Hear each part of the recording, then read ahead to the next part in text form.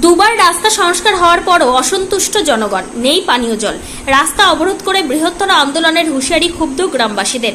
দীর্ঘ প্রায় ৭০ বছরের পুরনো রাস্তা সংস্কার অবৈজ্ঞানিক পদ্ধতিতে চালাতে গিয়ে একেবারে ভেঙে বেহাল অবস্থা হয়ে গিয়েছে রাস্তার। শুধু বেহাল অবস্থায় নয়, গ্রামীণ রাস্তার নিচে দিয়ে পানীয় জলের পাইপলাইনও জেসিবি দিয়ে কেটে ফেলায় বিগত দুদিন ধরে বহু পরিবার তৃষ্ণা নিবারণের জল পর্যন্ত পাচ্ছে না। এতে করে রাস্তার দুপাশের প্রায় ৮২ পরিবারকে ভীষণ দুর্বিষহ লাঞ্ছনার মধ্যে ফেলে দিয়েছে। ত্রিপুরা সিপাহীজলা জেলার কাঠালিয়া বাণিজ্যিক এলাকা থেকে পশ্চিম দিকের উত্তর এবং দক্ষিণ মহেশপুর গ্রাম পঞ্চায়েত এলাকার সীমান্ত দিয়ে একেবারে ৫০০ মিটার বাংলাদেশ সীমান্ত পর্যন্ত চলে গেছে এই সড়কটি। গ্রামীণ এই সড়ক দিয়ে ছোট মাঝারি এমনকি বড় ধরনের গাড়ি চলাচল করে দিনরাত। সড়কের দুই পাশে বহু পুরনো বস্তি রয়েছে। এই সড়কটি সংস্কারের জন্য গত ২ বছর পর্যন্ত কাঠালিয়া পিডব্লিউডি দপ্তরের উদ্যোগে প্রচেষ্টা নিলেও সংশ্লিষ্ট এলাকার জনগণের চলাচলের কোনো রকম সদর্থক হয়নি। গত ২ বছর আগেও ২২ লক্ষ টাকা বরাদ্দ করে অর্ধেক টাকাও খরচ না করে রাস্তা সংস্কারের প্রক্রিয়া শেষ বলে অভিযোগ ক্ষুব্ধ গ্রামবাসীদের। ঠিক ২ বছর পরে রাস্তার অবস্থা আবারও বেহাল হয়ে গিয়েছে। রাস্তার দুপাশের মানুষ স্থানীয় বিধায়ক বিন্দু দেবনাথের দৃষ্টি আকর্ষণ করানো হলে তিনি ৬ মাস আগে এসে এই রাস্তাটি পরিদর্শন করে যান। এরপর এই রাস্তা আবারও সংস্কারের জন্য কাঠালিয়া পিডব্লিউডি দপ্তর কর্তৃক ১ কোটি টাকা বরাদ্দ হয়। এরপর গত ৩ মাস আগে থেকে শুরু হয় এই রাস্তাটির আবারও সংস্কার প্রক্রিয়া। এই রাস্তা সংস্কার করতে গিয়ে অবৈজ্ঞানিক এবং অবাস্তবমুখী ভাবনা চিন্তার মাধ্যমে শুরু হয় সাইড ওয়াল নির্মাণের কাজ। এই সাইড ওয়াল নির্মাণ করতে গিয়ে বহু সমালোচনা শুরু হয় সংশ্লিষ্ট গ্রামের জনগণের। তার কারণ কাজের গুণমান ভালো নয়। এছাড়া এসে গেছে বর্ষা মরশুম, রাস্তার চেহারা অতি ভয়ঙ্কর।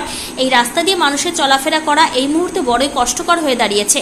সামান্য বৃষ্টি হলে দুদিকে সাইড ওয়াল নির্মাণের পরিপ্রেক্ষিতে মাঝখানের জল কাদায় একাকার হয়ে যায়, যার দরুন মানুষ খালি পায়ে এই রাস্তা দিয়ে আসা যাওয়া করা দুঃসাধ্য ব্যাপার হয়ে উঠেছে।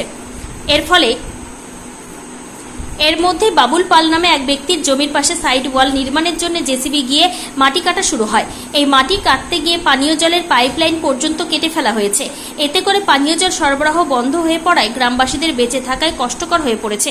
অতি দ্রুত পানীয় জলের ব্যবস্থা না করলে সংশ্লিষ্ট গ্রামবাসীরা অতি দ্রুত রাস্তা অবরোধ করে বৃহত্তর রাস্তা করতে লাগে অন্তরা দুনিয়াটা ভাঙ্গি ফেলাছে আর অনেকটা তো যা কটাক্তারা আইসে না জলের পাইপও নষ্ট করে জলপাইপও নষ্ট হয়ে গেছে। আপনার কি চান?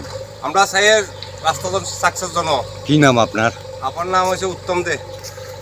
এটা দিনকে দিন আছে, আজ লোক লাগবে ২ জন ৩ জন ৪ জন একজন এটা নিয়ে কাম করেন যা লোক লাগে ২০-৩০ জন একলো লাগো আর দেয় নে রাস্তা দিই রাস্তা ১০,০০০ এটা কুড়ি রেখছে কুড়িয়া এটা ড্রেন করে এর আগে একবার ফেমাসিং দিছে ওয়াল দিছে এটা ভাঙি হয়ে গেছে কি আমনে হরিয়া এরপর ১০,০০০ রেখছে গাড়ি টিপে যার রাস্তা ভাঙ্গা দুনিয়া রাস্তা গাড়ি করে সব বন্ধ হয়েছে।